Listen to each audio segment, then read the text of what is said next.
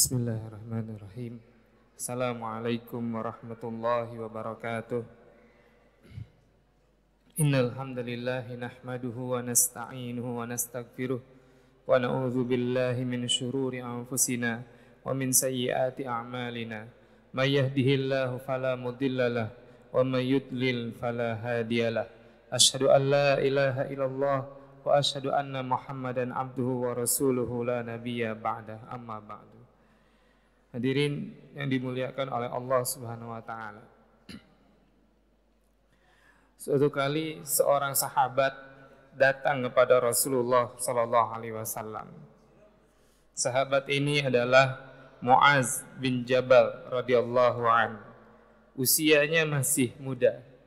Kemudian dia mendatangi Rasulullah lalu bertanya, "Ya Rasulullah, akhbirni bi'amalin yudkhilunil jannata wa yuba'iduni minan nar." Ya Rasulullah, kata Muaz, beritahukan kepadaku dengan sebuah amal yang akan memasukkan aku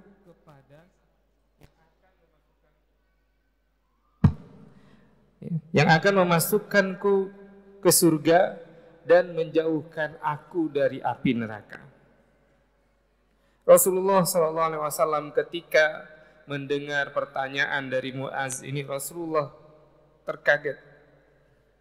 Karena Rasulullah mengira ini pertanyaan tidak ditanyakan oleh anak yang masih muda seperti Muaz bin Jabal. Rasulullah SAW berkata, "Laqad sa'alta an azimin." Wahai Muaz, kamu telah bertanya dengan sebuah perkara yang besar. Perkara ingin masuk surga. Masih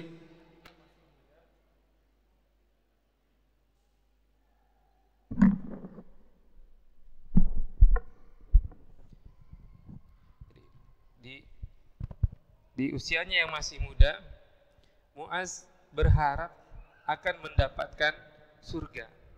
Dan Muaz berharap akan dijauhkan dari neraka. Lalu Rasulullah SAW menjelaskan perkaranya dengan gamblang. Kata Rasulullah, "Wa innahu layasirun ala man yassarahullah." Wahai Muaz, sesungguhnya masuk surga itu adalah hal yang mudah bagi orang-orang yang dimudahkan oleh Allah Subhanahu wa taala. Maksudnya apa? Perkataan Rasulullah ini juga pernah diucapkan di dalam hadis yang lain. Ketika itu Siti Aisyah radhiyallahu anha mengomentari ada seorang anak dari kaum Ansar yang meninggal. Kemudian kata Siti Aisyah radhiyallahu anha, "Ya Rasulullah, tuba lahu usurun min asafirul jannah." Wahai Rasulullah, alangkah bahagianya, alangkah beruntungnya anak ini karena dia adalah satu burung dari burung-burung yang ada di surga. Tapi Rasulullah kemudian mengatakan, "Awalaisa ghairu dzalika ya Aisyah." Bagaimana kalau yang terjadi itu bukan seperti yang engkau bayangkan? Karena Rasulullah kemudian menjelaskan, sesungguhnya Allah telah menciptakan neraka dan Allah menciptakan orang-orang yang akan masuk ke dalam neraka padahal dia masih berada di tulang punggung ayahnya. Dia belum menjadi manusia. Tapi Allah sudah takdirkan orang ini akan masuk ke dalam neraka. Dan kata Rasulullah, ya, sesungguhnya ya Allah telah menciptakan surga dan Allah telah menciptakan penghuninya. Bagi surga itu penghuninya. Ya, padahal dia masih berada di tulang punggung ayahnya. Jadi belum menjadi manusia.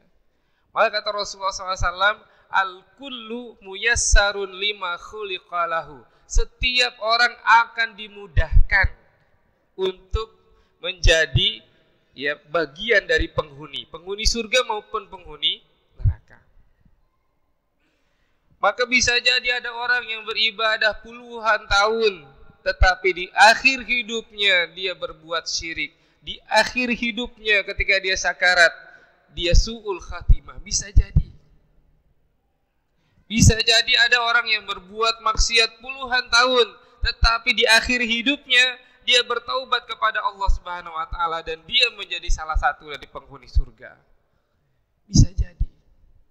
Maka amal ibadah yang kita lakukan sekarang ini, ya, amal ibadah yang kita lakukan sekarang ini kita berikan, kita pasrahkan kepada Allah Subhanahu wa taala dan kita mengharap, ya Allah, berikan kepadaku, ya, takdirkan aku menjadi penghuni surga.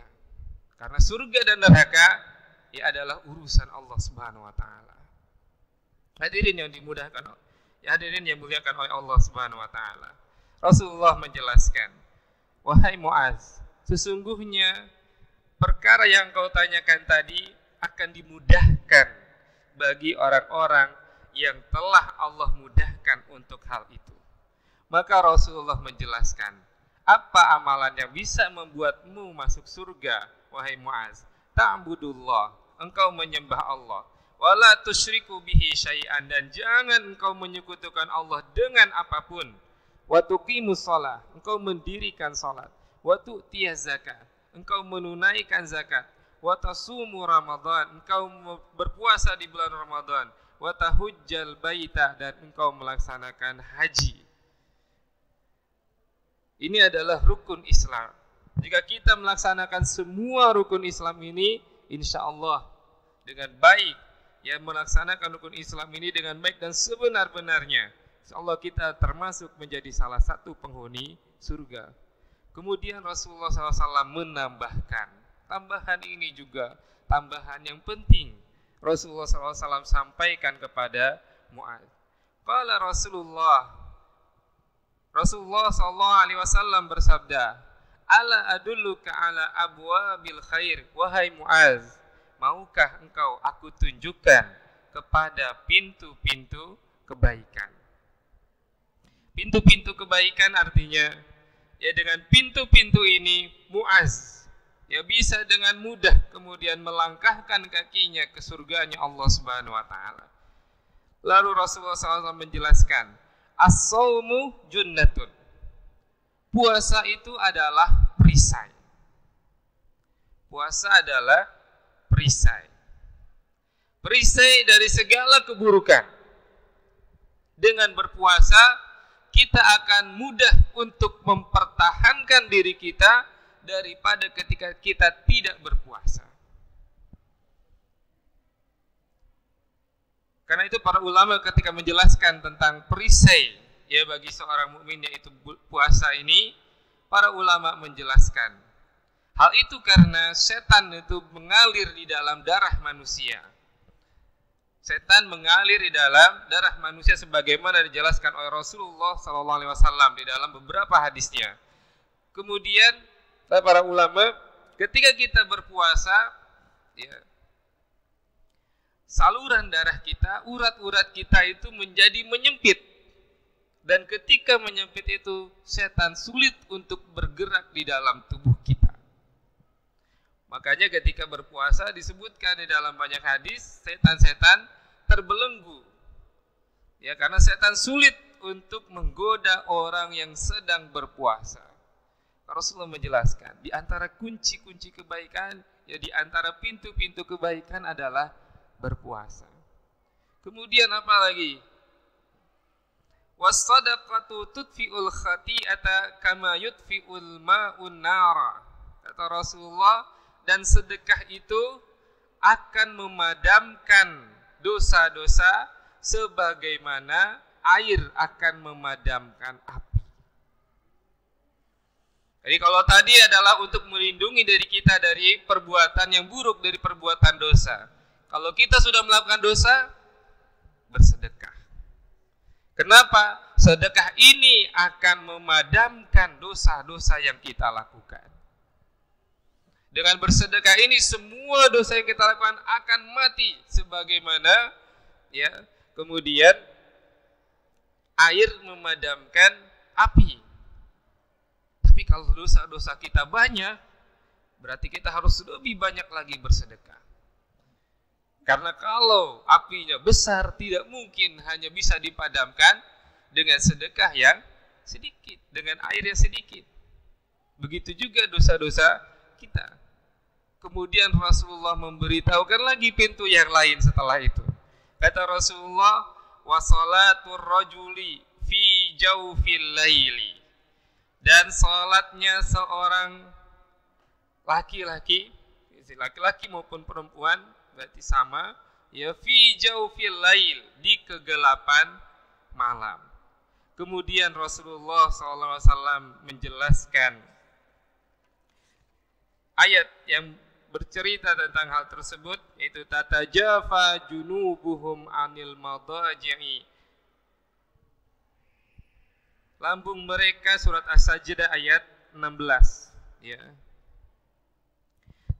Tatajafa junubuhum anil madaji'i yad'una rabbahum khawfan wa tama'a wa mimma razaqnahum yunfiqun. Lambung-lambung mereka itu jauh dari tempat tidurnya. Kenapa jauh? Karena mereka melaksanakan sholat malam. Sedangkan mereka berdoa kepada Rabb-nya dengan rasa takut, khaufan, takut akan kemarahan Allah Subhanahu wa taala, takut kemurkaan Allah Subhanahu wa taala, wa tama'an, dan berharap pada kasih sayang Allah Subhanahu wa taala, dan mereka menafkahkan sebagian dari rizki yang kami berikan kepada mereka. Tsumma qala Rasulullah. Setelah itu Rasulullah menambahkan kembali. Rasulullah SAW, ala ukhbiruka bi ra'sil amri, ra'sil umur, wa amuduhu wa zirwati sanamihi. Maukah engkau kuberitahu dengan inti perkara dari semua kebaikan dan tiangnya dan pelindungnya? Muaz kemudian berkata, bala ya Rasulullah, tentu ya Rasulullah, aku ingin diberitahukan. Apa itu? Kemudian Rasulullah menjelaskan. Kata Rasulullah, ra'sul umuri al-Islam. Inti dari segala kebaikan, segala perkara yang baik adalah al-Islam. Kita menerima Islam. Kita membaca 2 kalimat syahadat dan kita mengikrarkan diri sebagai seorang Muslim. Itulah inti dari semua kebaikan. Kalau kita sudah melakukannya,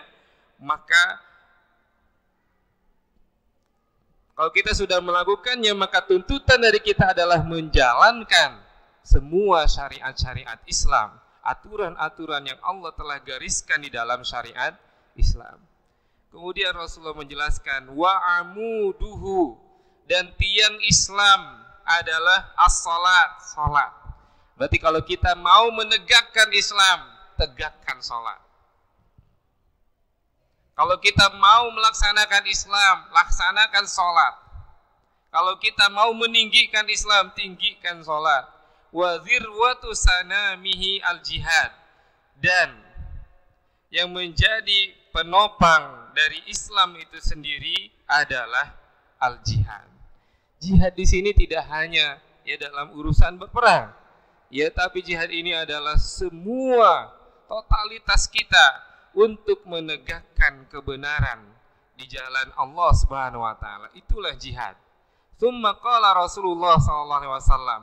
Kemudian Rasulullah sallallahu alaihi wasallam menambahkan kembali, ala ukhbiruka bimalaki dzalika kullihi. Kata Rasulullah, sudikah engkau kuberitahukan tentang kunci-kunci perkara dari semua itu?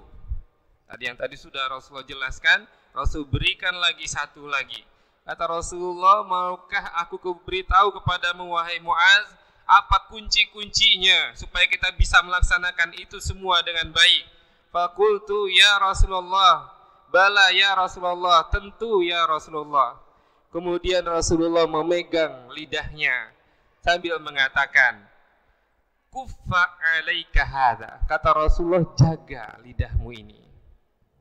Jaga lidahmu ini. Qultu ya Nabi Allah. Ketika itu Muaz berkata kepada Rasulullah SAW, wahai Nabi Allah subhanahu, wahai Nabi Allah, wa inna lamu'akhadzuna bima natakallamu bihi. Apakah kita akan dimintai pertanggungjawaban atas apa yang sudah kita katakan? Jadi Muaz ketika itu bertanya kepada ya Rasulullah SAW, kenapa harus menjaga lidah kita? Apakah semua yang kita katakan itu semuanya akan dimintai pertanggungjawabannya di hadapan Allah Subhanahu wa taala? Apa kata Rasulullah? Sakilatka ummak, sakilatka ummuk, celaka ibu kamu. Maksudnya kenapa hal seperti ini engkau tidak tahu? Ya, kata Rasulullah, hal yakubbun nasa finnari ala wujuhihim au qala ala manakhirihim illa hasaidu alsinatihim. Ya, apakah dan tidak ada lagi amalan ya yang membuat seorang itu tersungkur di neraka ya dengan wajah-wajah mereka, kecuali karena panen dari lisan mereka.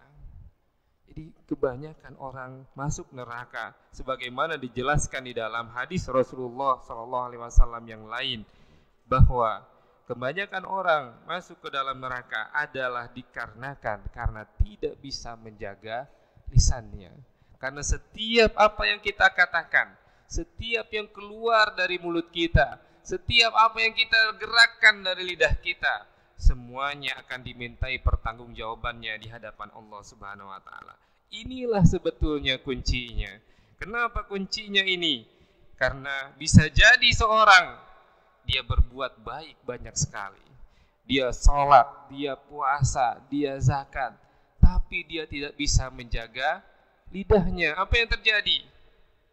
Pada hari kiamat, inilah yang Rasulullah SAW sebutkan sebagai orang yang muflis, orang yang bangkrut. Ketika itu Rasulullah bertanya, atadruna mal muflis, siapakah orang yang bangkrut itu? Para sahabat mengatakan, orang yang bangkrut itu orang yang berdagang, kemudian dia tidak untung, lalu modalnya semuanya habis. Kata Rasulullah, bukan itu. Maka Rasulullah menjelaskan, orang yang bangkrut itu adalah orang yang datang dengan kebaikan seperti gunung-gunung pada hari kiamat. Tetapi dia menzalimi orang ini, dia menghina orang ini, dia berbuat buruk kepada orang ini, dia menfitnah orang ini, dia berbuat zalim dengan tangannya, dia mengambil hartanya. Lalu kemudian semua kebaikan yang dia lakukan dibayarkan sebagai ganti atas apa yang telah dia lakukan ketika dia di dunia. Sangat rugi sekali. Bahkan kemudian disebutkan bahwa semua kebaikan yang dia kumpulkan itu semuanya habis. Bukan hanya habis, bahkan dia harus menanggung dosa-dosa dari orang lain yang pernah dia zalimi ketika di dunia. Maka lidah ini harus kita jaga. Lidah harus kita jaga. Selain apa yang telah Rasulullah SAW tadi sebutkan, semua pintu-pintu kebaikan, semua amal ibadah yang Rasulullah SAW ya jelaskan di dalam hadis ini adalah sesuatu yang sangat penting menjadi pegangan kita kalau kita ingin menjadi para penghuni surga dan kalau kita ingin dijauhkan dari api neraka. Aqulu qouli hadza wa astaghfirullahi wa lakum. Wassalamualaikum warahmatullahi wabarakatuh.